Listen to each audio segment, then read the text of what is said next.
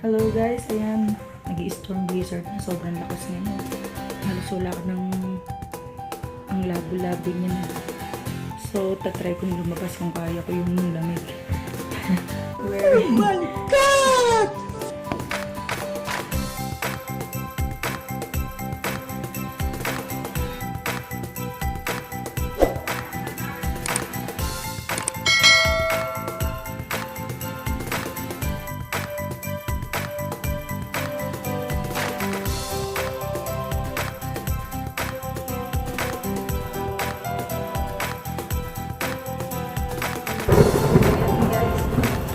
Sa loob ng